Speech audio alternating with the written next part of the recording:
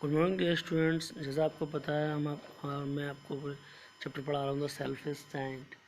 इसमें हमने यहाँ तक स्टोरी पढ़ ली थी। स्टोरी में है कि एक सेल्फिश जायंट है और वो जायंट क्या कर रहा है, वो जायंट बच्चों को आने नहीं देता है। बाद में उसे मालूम पड़ता है कि बच्चों के आने से उसका गार्डन फिर दोबारा से फिर उसमें फूल आ जाते हैं, दोबारा से स्प्रिंग आ जाता है, तो वो बच्चों को अलाउ कर देता है आने के लिए और वहाँ वो दीवार तोड़ देता है और उसके लिए रास्ता बना देता है।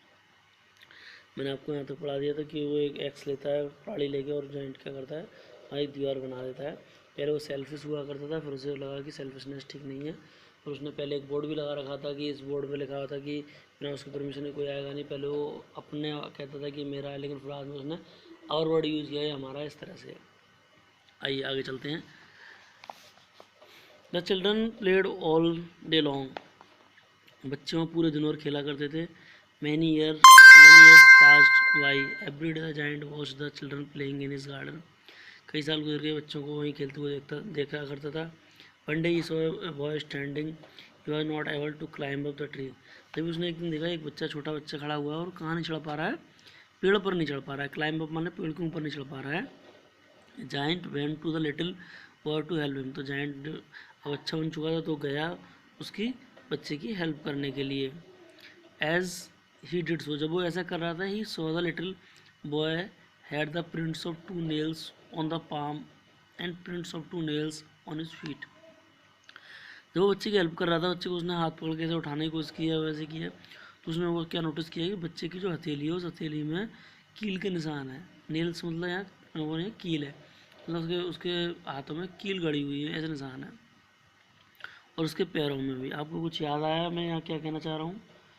आपको जैसे हमारे हिंदुओं के भगवान होते हैं, मुसलमानों के होते हैं, ऐसे ही क्रिश्चियन के जो भगवान होते हैं वो कौन होते हैं? ईसा मसीह होते हैं ना, जीसस क्राइस्ट को आपने देखा होगा, वो इस तरह से लटके हुए हैं क्रॉस पे, और उनके हाथों में क्या क्या कर दिया था वहाँ के लोगों ने, उनके हाथों में कीलें गाड़ दी थी, पैरों में कील गाड़ दी थी, और उन्हें क्रूस पर लटका दिया था, सूली पर चढ़ा दिया गया था। तो ये वही इंडिकेट कर रहा है कि छोटा बच्चा क्या था, the small child was the Jesus Christ. वो जीसस क्राइस्ट था, जीसस क्राइस्ट वहाँ वो बन के आए थे। तो उनके वो निशान वही वही वाले निशान बने हुए थे, इम्प्रिंट्स बने हुए थे नेल्स के। The giant was furious. Giant क्या, ये देखो बहुत उग्र हो जाता है, बहुत गुस्सा हो जाता है। Who has dare to hurt you, किसकी हिम्मत हुई जो आपको इस तरह से, आपको मतलब हाथों में इसने कील इतनी देर गाड़ दी है, पैरों में ऐसे गाड़ दी। क्राइड जायंट, गुस्से में चिल्लाता है।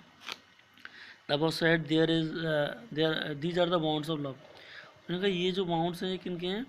ये बाउंड्स मेरे प्यार के हैं। प्यार का मतलब जो लोग नहीं जानते थे, अज्ञानता बस उन्होंने मेरे साथ ऐसा किया है, इस तरह से कहना चाह रहा है।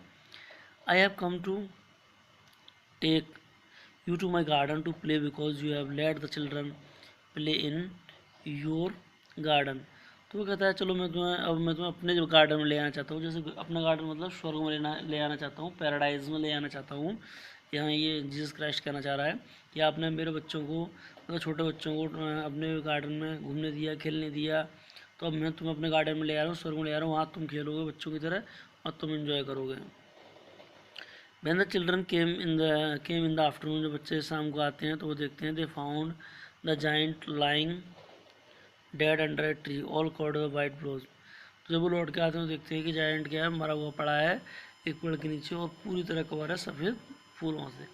ये कहानी आपको जीसस क्राइस्ट के बारे में बताई जाती है। जीसस क्राइस्ट ने, जो लोग दया करते हैं तो वो ईश्वर उनकी दया करने आते हैं, कुछ इस तरह से संदेश दे रही है। ठीक है ना बेटा? आप इसकी ये वर्ड मीनिंग है, ये वर्ड मीनिंग, और ये आपने कर ली होंगी, नहीं की होंगी तो मैं आपको ये भेज दूंगा वर्ड मीनिंग और क्वेश्चन आंसर। आप इसे एक बार रीड आउट करें। एक अच्छा सा मोरल देते हैं कि दो जो हेल्प हिमसेल्फ गॉड हिमसेल्फ। ये एक बहुत अच्छा सा मैसेज देना चाह रहा है कि हम और दूसरों की मदद करते हैं तो भगवान हमारी भी मदद करते हैं कहीं ना कहीं। ओके बेटा, thank you and have a nice day.